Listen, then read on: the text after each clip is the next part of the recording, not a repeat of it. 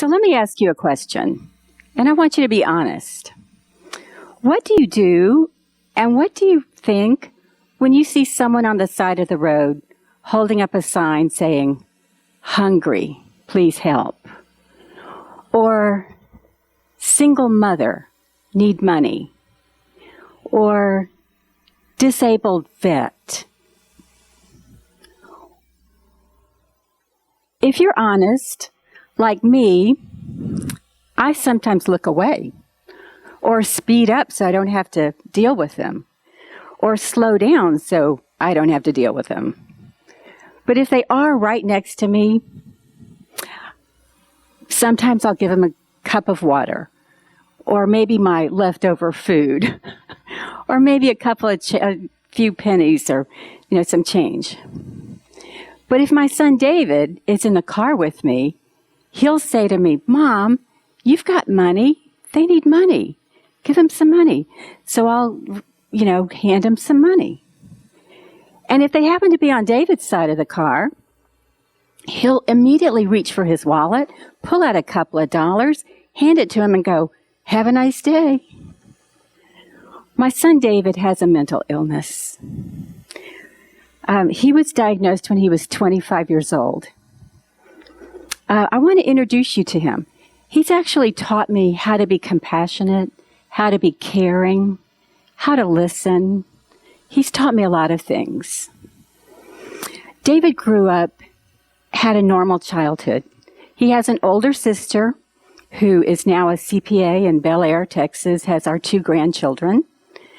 But David enjoyed music as a young boy. He played the baritone horn in his elementary school band and went to All City 3 years in a row playing his baritone horn. In junior high, he learned to play the trombone and went to Epcot Center and performed with his jazz band. But he ran in with the wrong crowd, got involved with drugs, and was actually growing marijuana in our garage.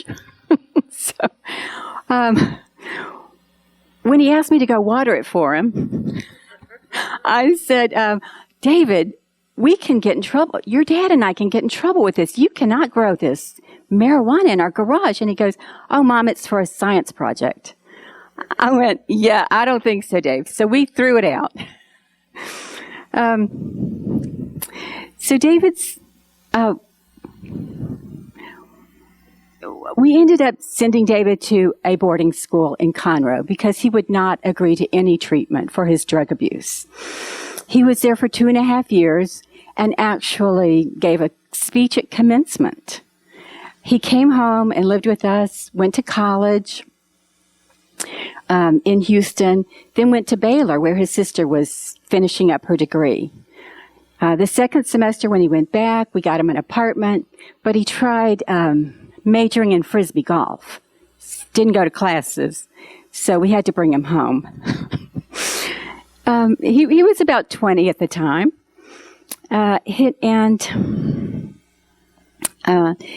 he went to Houston Community College and University of Houston, but about this time he had a very bad skateboard accident, and without a helmet on, he had a closed head injury and ended up completely changed.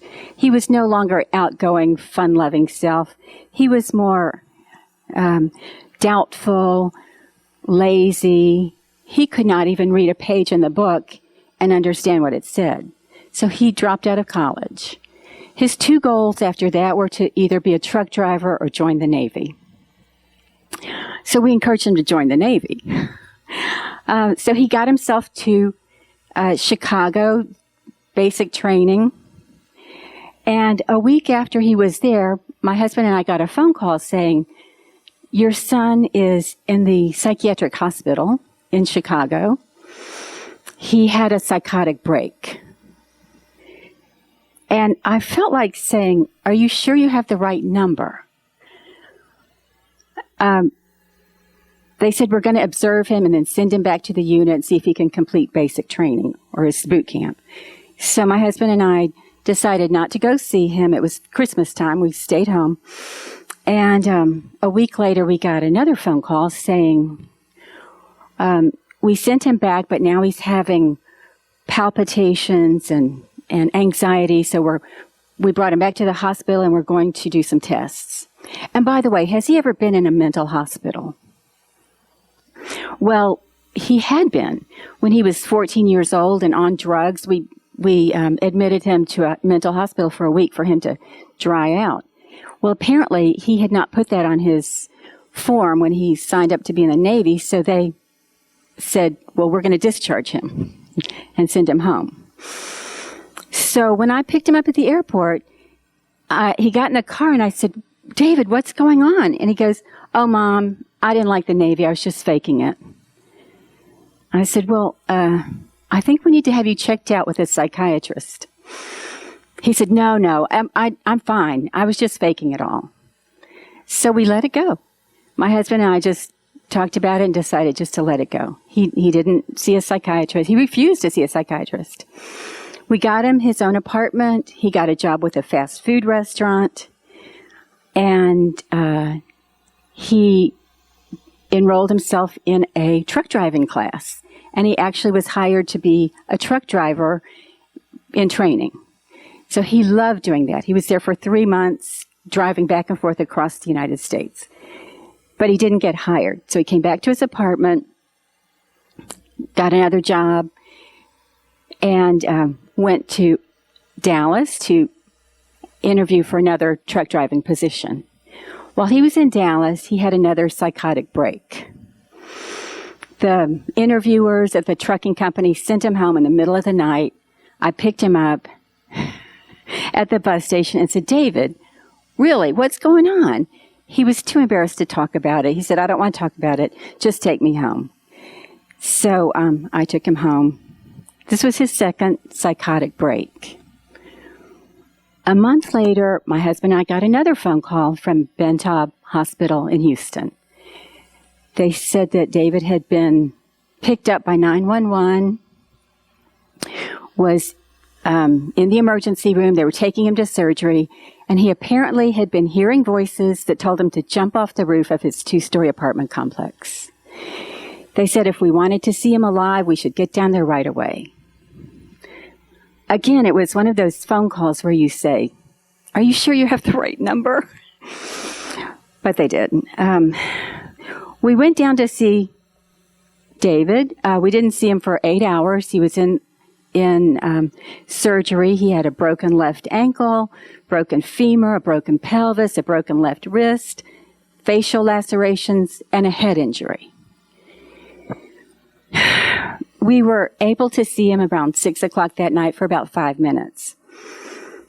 I didn't know if he would ever walk again, ever talk again, ever be normal. I was just petrified, but we were glad he was alive. I remember seeing him in the bed and going, David, you're going to be okay. It's going to be okay. We're going to take care of you. Everything's going to be okay. And about that time, a nurse walked in and said, Mr. Downs, would you like a cup of orange juice? Well, David kind of blinked his eyes and shook his head and tried to figure out what she was saying. And she repeated it. Mr. Downs, would you like some juice? And David looked up at her and he blinked his eyes again and he said, is it free? Those were just wonderful words because that let me know that David was okay, that he was thinking, he was processing, he was planning his response, and she goes, yes, it's free. So he drank it. Well, that night we spoke with a social worker. He asked us if David had ever been suicidal.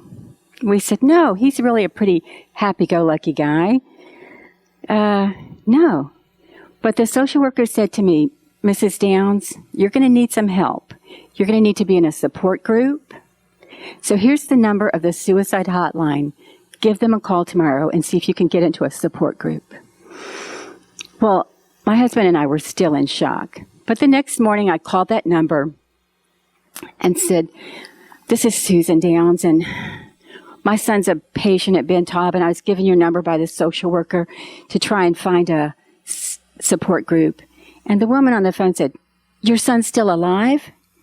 And I said, yes, he's got a lot of injuries. Yeah, but he's at Ben Taub. And she goes, we're only for successful suicides. And I said, oh, sorry to bother you. And I hung up. Well, at that moment, something inside of me clicked. It was like, seriously? This is the advice you're going to give to a parent who has a mentally ill child? You're going to send them to this place that has no help for them? What's going on here? It was the beginning of my desire to become an advocate. That first year with David was very, very tough. I had my own experience with mental illness. I was diagnosed with major depression. And I would see my psychiatrist. He would give me 3 antidepressants, and I would say, which one of these is going to make my son better? I'll take that one. But I took all 3 of them. It did prevent me from killing myself. I wanted to take a pillow into the hospital room and smother my son, go home and get the gun, and end it all. It was such a hard year.